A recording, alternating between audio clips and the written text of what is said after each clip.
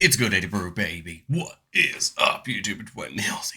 Back at the Hometown Commander, back for another episode of Millsy Brews, the show where I brew my version 1.0 deck list of the Commander in front of us on my quest to out-brew the Magic world. As always, the motto is ABB, always be brewing, and that's what we look to do on this show. The deck list is going to be down in the description for you below, as well as I'd really appreciate it if you can interact with the video, like, comment, subscribe, consider checking out the links in the description. I'd really appreciate it. But today, we're covering another new Foundations Jumpstart commander in Aphelia, Viper Whisperer, a 2-mana Gorgon Assassin that is a Golgari commander because of its first ability. She has Death Touch, and whenever she attacks, you can pay 1 in either a black or a green.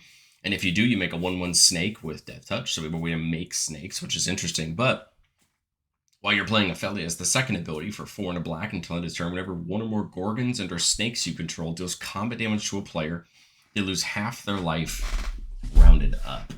I think this is a really interesting ability. We've seen this on some like Vraska Planeswalkers, the way that if things hit, the player could lose life or potentially lose the game. We just saw this exact ability on something like Unstoppable Slasher from Duskmourn. So this is kind of an interesting ability. I think the thing I like about this is there's a lot of snakes that are going to become a threat to our opponents when we start attacking them in 1/1s with Death Touch, and we can give them some sneakiness to have them get in. There aren't a ton of like relevant Gorgons that I want to play, but I think Vraska herself is a great option as far as the Gorgons go. I mean, she has one legendary card we're going to play in a couple Planeswalkers, but I think her Planeswalkers we're talking about really fit the mold of the deck. And then we're going to talk about how we're going to make our creatures just harder to deal with. We're playing a lot of smaller snakes, and especially these 1/1s that we can make off Aphelia, and we want to make our opponents really have to make a choice. Are they going to block the 1/1 Death Touchers and deal with maybe a creature dying? Or are they going to let it hit them and potentially deal with losing the life? So we want to try to make that decision as hard as we can for our opponents in the process. So as far as our snakes go, I mean, there's a lot of options as far as what we can have for snakes. I showed these 3. I'm not going to show every 1-mana 1/1 death touching snake we have because the list would be more than I want to show. But the point is, there's a lot of snakes that are 1/1 death touchers that just become threats for our opponent, especially if we can buff them up, give them any sort of protection. And our opponents have to decide, are they going to block a 1/1 death touching snake, especially if they have to take a terrible trade into it or things like that. This is not our entire list. As we get into other snakes, there's a lot of other great snakes out there, and they give a lot of value to our board. Caustic Bronco is a mount from OTJ. Whenever it attacks, we can reveal the top card of our library and put it into our hand. We lose life equal to that card mana value if Caustic Bronco wasn't saddled. Otherwise, each opponent loses that much life. So this is interesting because not only does it allow us to get some chip damage in, but it can allow us to get some extra draw, get some more cards in our hand, keep the party going. Fanatic Aronis just feels right. And a lot of green decks, let alone a snake deck, where it can add a ton of mana and help us as we push towards some of these bigger, more expensive snakes. Not all of our snakes are 2 or 3 mana. We do have some 4, 5, 6 mana snakes. And so things like Fanatic Aronis can help us work our way up towards some of those bigger snakes. Hooded Blightfang just got the reprint in the Foundation set as well. It's a really interesting snake. Whenever a creature we control with Death Touch attacks, each opponent loses 1 and we gain 1. So that's just not an attack. That's not a damage. That's just all of those 1/1 snakes that are attacking are going to get this chip damage in. And then whenever a creature you control with Death Touch deals damage to a Planeswalker, you destroy that Planeswalker. Not going to come up very often, but what I think I like the most about Blightfang is even if our 1/1 snakes with Death Touch are attacking people and they get chump blocked, they're still taking 1 and we're still gaining 1. And the point is we're still getting damage in, hopefully we can get them to connect right for Aphelia's bottom ability, but the point is we're still getting things in. Hooded Hydra is an interesting one. Comes in with a bunch of counters on it like every other Hydra, but when it dies, you make a snake for each counter on it, which is pretty cool, right? It allows it to replace itself with some snakes. Now, those snakes don't have Death Touch, but hey, they're still snakes for the purposes of the rest of our deck. We can also morph it face down if we want to, and have it flip up with 5 counters. We have our choice there. But I like Hooded Hydra as an option to have a potentially bigger creature, and then it replaces itself when it dies. Mold Adder just says whenever an opponent casts a blue or black spell, you put a counter on it so it can get bigger depending on what our opponents are playing. Naga Vitalist might look odd there because it doesn't say snake on the creature line, but Magic has eroded all of our Nagas to be snakes. So it is a snake. It just add a mana of any type that a land we control could produce. So we do have some of these nice Matador style abilities on snakes. Orin Frostfang is probably one of my favorite snakes in the deck, because you give all your attacking creatures Death Touch, and then if any of them hit a player, you draw a card. This is going to allow us to keep churning through the deck, get access to more things, and keep ourselves going. This is also going to make sure that our opponents always have to worry about what we're attacking with and whether they want to block it.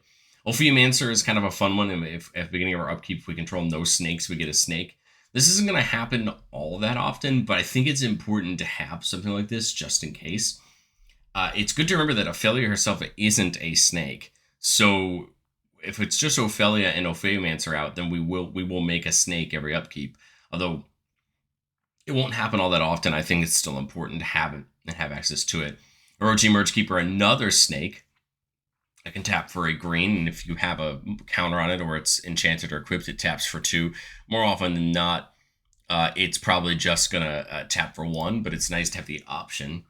And we get into a couple more expensive snakes, but they are pretty fun. Orochi Soul Reaver can come in off the ninjutsu, which is fun, because I mean, when there's a bunch of 1/1 death touching snakes attacking, people may be apt to just let them go and not block them. And it can be ninjutsu bin. It says whenever one or more creatures you control deal combat damage to a player, you create a treasure token and manifest the top card of that player's library. So there's a world where we could start getting snakes hitting multiple people per turn and taking their things and putting them face down under our control and taking advantage of them. Persistent Constrictor from that Duskmourn set. At the beginning of each opponent's upkeep, they lose a life, and you put a -1/-1 counter up to one target creature they control. And it has Persist, so if it dies, it comes back with a -1/-1 counter. I like this. You could start shrinking certain creatures, or you can just start, taking out problematic one, take out a token if they have a bunch of 1/1s. There's a lot of options you can do with that, but I like that as an idea. And then Rottenmouth Viper looks like a ton of fun. This was from Bloomburrow. When it comes in, you could sacrifice any number of non-land permanents. It costs 1 less for each one this way. And when it enters or attacks, you put a blight counter on it. Then for each blight counter, each opponent loses 4 unless they sack a non-land permanent or discard a card. So this kind of Torment Hailfire style ability on a snake feels great, especially as a top end, to help us start clearing the way, right, for our snakes to start hitting in with Aphelia's ability. I've always liked Stonecoil Serpent. Reach Trample protection from multicolored, and you can just make it big. I like it as an option, especially if someone's playing a lot of multicolored creatures. It means Stonecoil Serpent should be able to get in pretty cheap. We have another high-powered, high-maned snake in Thieving Amalgam. Beginning of each opponent's upkeep, we manifest the top card of their library face down. So a way to steal some things where we can flip them face up if they're creatures.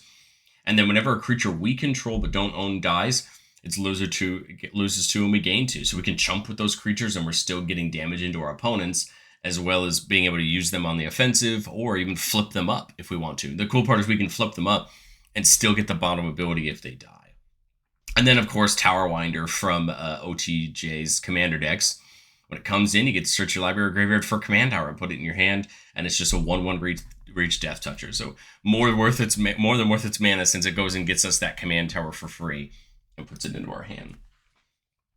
We talked about Vraska, and the truth is you could probably play most of Vraska's Planeswalkers. They'd probably all be very beneficial in our deck. I just wanted to highlight the 3 that I think made the most sense to me. The first is Vraska the Unseen. Until your next turn, whenever a creature does combat damage to Vraska, destroy that creature. So look a way to protect it. -3 can get rid of a non-land permanent. But I think the big one is her -7. Create 3 1/1 assassins that say when this player deals combat damage to a player, that player loses the game. So a risk to our opponents, right? To have to deal with those 1/1s that, if we have any way to make them unblockable or any way to get cheeky with them, could knock somebody out. Vraska Swarms and Eminence says whenever a creature we control with Death Touch deals damage to a player or planeswalker, you put a counter on it. So here's a way to grow, right, these 1/1 snakes over the course of the game. And then for -2, you can just make an assassin that can, when it deals damage to a planeswalker, can destroy it. But again, the point is having them grow when they're hitting players makes them even more of a threat. And then I love the idea of something like Vraska the Silencer. It says whenever a non-token creature an opponent controls dies, we can pay 1. If we do, we return it to our battlefield tapped under our control. That's a treasure that isn't a creature anymore. This is kind of interesting because, well, first, Vraska is a Gorgon, so she counts kind of right for what Aphelia wants to do. But this is a fun way to really hose some graveyard decks, shut down our opponents, and try to take some of their really useful effects and keep them around. You know, if a creature has a ability that is always out while it's on the battlefield, well, cool. Now we can take it, make it a treasure, and just keep it under our control, right, for our benefit. But as far as danger goes, there's a lot of way to think about this. We have a bunch of little creatures with Death Touch running around. So there's a lot of ways we can look at this. We have things like Finn the Fangbearer. He may not be a snake or a gorgon, but he's going to help us out a ton whenever a creature we control with Death Touch deals combo damage to a player. They get 2 poison counters. We can go wide enough with snakes, right? This is going to become a problem for our opponents if they can't chump block our things. We have the option of something like Bow and Nylea just to give all of our creatures Death Touch. Again, just to force our opponents to make those decisions. They can't just chump block our 1/1 snakes. Trailblazer's Boots gives a creature non-basic land walk. This is great on something like the assassin tokens that Vraska makes, or even some of our snakes just guarantee we're going to hit a player with Aphelia's ability. Again, there isn't a commander deck out there that isn't playing at least a few non-basic lands. Even monocolored decks do. So a lot of the times, Trailblazer Boost is going to mean effective unblockability for anyone.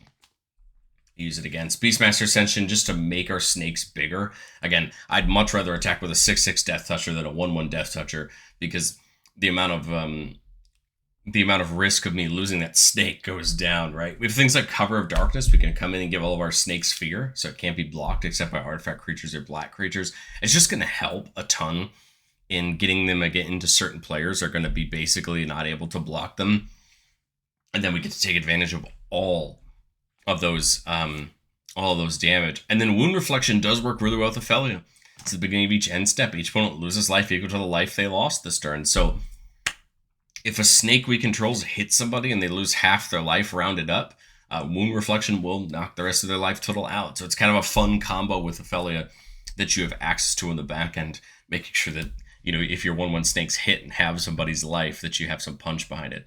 You could also use things like Bloodletter of Aclazotz as well. I just didn't put it in the deck because of cost, but there are other of these style effects where whenever your opponent loses life, they lose double, or at the end of turn, double the amount of damage done. You know, there's always those options. But I've said it before on the show, and I'll say it again. No deck's ever complete. This is my version 1.0 shot at Aphelia, and I think there's a lot we'd learn in testing, which is, do we have enough removal? That's why I put something like Maelstrom Pulse up there, great against token decks and things that are playing a lot of the same thing. Do we need more Death Touch? You know, Seraph is a creature that can give all tap creatures we control Death Touch, so when they tap to attack, right, they can get Death Touch. I kind of like something like that. And then Culling Ritual in the middle is just, do we need more ways to affect the board state? We are playing board wipes in the deck. We are playing a lot of removal. In fact, Golgari, in my opinion, has some of the best single target removal in Abrupt Decay and Assassin's Trophy and Putrefy and Terra Sunder. The question is, do we need more full board wipe? We're playing the Blasphemous Edicts of the world, but Culling Ritual is a great one because not only does it potentially wipe the board of a bunch of non-land permanents, but it adds mana for you to replay things. So those would be my questions going into testing. Where are we affecting our opponents enough, and do we need more things to help our staying power go through? Let's get into playtest number 1. Keep an A3-lander with Insidious Roots in here because it lets all of our creature tokens tap from enemy color. Lotus Cobra, Fang of Shigeki, and Hex Drinker, an interesting snake that we can level up for 1 mana at sorcery speed. Once it gets up to level 3 through 7, it has protection from instants, and at level 8, it has protection from everything. So a way just to grow it over turn, right? If you have the mana you need to use it. This is an odd hand, I just realized. I think we gotta go tapped in on turn 1. And I think we just go put this into this for double green and get our 2 snakes down, kind of get the party started. Just realized we don't have a black for this Tainted Wood, so that's kind of odd, but we can get Aphelia down and make the snakes, right, and start using it that way. So we'll go black and there for a black and green, and then a colorless. That should be allow us to get Hex Drinker and Aphelia down. We can take some attacks this turn if we want to, but otherwise I think I'm willing to wait. Here we'll get the black and the green. The Insidious Roots. What makes the most sense here? Lotus Cobra would be great for next turn, right? But I think we just Insidious. Well, I think we attack, right? Attack with Aphelia if possible, make one of those snakes. and try to get some damage in here. We can always level up Hexdrinker, since we used 2 for Aphelia's video. Use the 3rd for Hexdrinker to start getting it leveled up. Okay, there's a Soul Ring. That's going to help us a teeny bit on getting ourselves up into things. So now we could make... we can't make a Snake and do Insidious Roots just yet. So I think we go to combat, make the Snake, and we'll just level up Hexdrinker twice in our main 2, just to get it up to protection from instants. Again, Aphelia is probably safe to attack with it having Death Touch, even on a smaller board state. And I think we're just trying to build right now, get the party going. Here on turn 6, was really hoping for a land. But that's okay. We can put Vraska down now to start working towards her minus. We could pay for Aphelia's ability this turn, which wouldn't be bad. Remember, the nice part about that bottom ability is we don't have to do it before combat, right? We can do it in instant speed, and I think that's what makes the most sense. Attack in here. See how the attacks lie? If there's good blocks, use Aphelia's first ability and just make a Snake. Otherwise, use her bottom ability and just start chunking people out. We have a bunch of attackers, right? 4 1/1 death touches that we should be able to spread around and get some good damage into. So I would do that. Hopefully we knock some people's life totals out there. There's a Path of Ancestry. And then I would do the same thing. I mean, I think this is the space where I think you get in, is you start, if you have the blocks where the 5 mana is worth it, use the 5 mana, start chunking out the life. Otherwise, make the token every time, help hopefully replace themselves, and just keep the party going. It was an odd one because we didn't get a ton of the mana to make it look good, but I think that's going to happen right on some playtests, and we need to learn how to kind of roll with the punches. Here we're keeping a 3-lander with Mire Boa. Has Swamp Walking, regenerate itself. The Fanatic Aronis, Nature's Will, which can let us untap all of our lands whenever a creature we control, one or more creatures we control, hit a player. And then Hooded Hydra. So I like it. I mean, there's some low-end stuff. There's some high-end stuff. I like this one. I think we get the Mold Adder down turn 1. That could potentially grow depending on what our opponents have. I don't want to get Aphelia down yet. I want to get Fanatic Aronis down before it, just so we can start building up the amount of mana we have, although Aphelia would be great. There we see Hooded Blightfang, probably one of my favorite snakes in the deck, because it's just going to start getting that damage in. But we can go Sonic Screwdriver into Aphelia here, using Fanatic Aronis. Sonic Screwdriver is an interesting mana rock forest. Can tap that mana of any color, tap it to untap another artifact, tap 2 into it to scry, and then tap 3 into it to give a creature unblockable. So potentially Aphelia could go unblockable and use its last ability, or you can give something else unblockable. So not a bad ability, but again, the point here is we're ramping up. Now on turn 4, if somebody's wide open, I think I would kind of like go for the Nature's Will and just get into somebody and get the lands untapped. I mean, there's possibly a world where that's the case.